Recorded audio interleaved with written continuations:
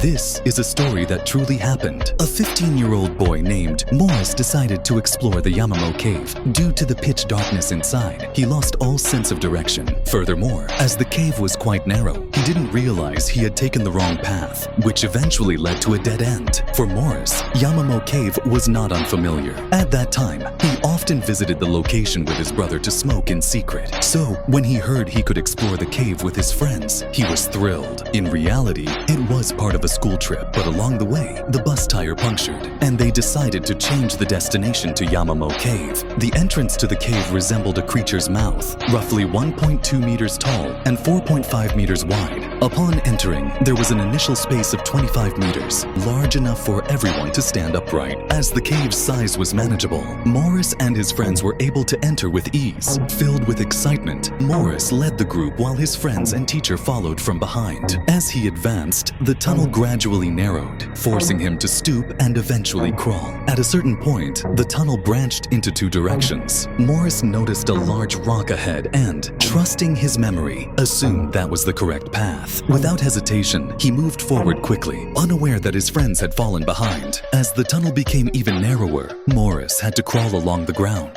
Realizing he was trapped in such a confined space, he began to feel scared and started calling out to his friends, but there was no response. It was then that he realized he had ventured too far and was completely isolated. He tried to continue moving forward, believing he would find a larger space to turn around and leave. However, he had no idea he was heading the wrong way. As he pressed on, he encountered two rocks and attempted to squeeze through the gap between them. Suddenly, one of the stones beneath him shifted, and he slid into a position where he became completely stuck. He felt pressure on his chest, making it hard to breathe. To make matters worse, he was trapped upside down, meaning the longer he stayed in this position, the more blood would flow to his head and heart, potentially causing cardiac arrest. Time was of the essence. Several hours had already passed since Morris had become trapped. His friends, waiting at the cave's entrance, grew concerned when he didn't return. The teacher then decided to enter the cave to search for him. However, due to the narrow space, the teacher could only see Morris's feet. Although Morris was still alive, the oxygen levels in the cave were steadily dropping,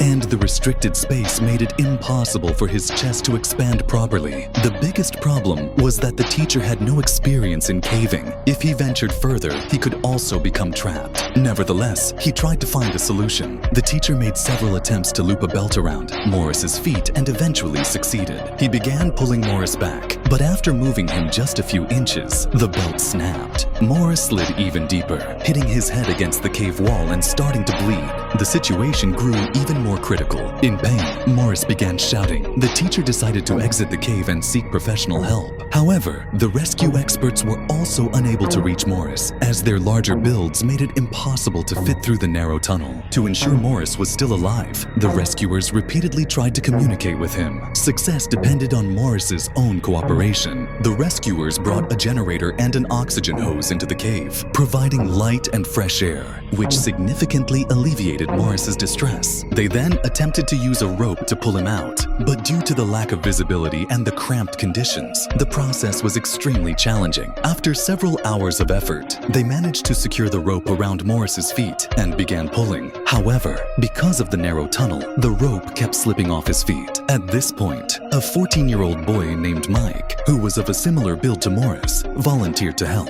Being small enough to fit into the tight space, Mike successfully tied the rope around Morris's body. With everyone working together, they finally pulled Morris out after 26 hours of effort. Although Morris suffered some scratches, he escaped without serious injuries.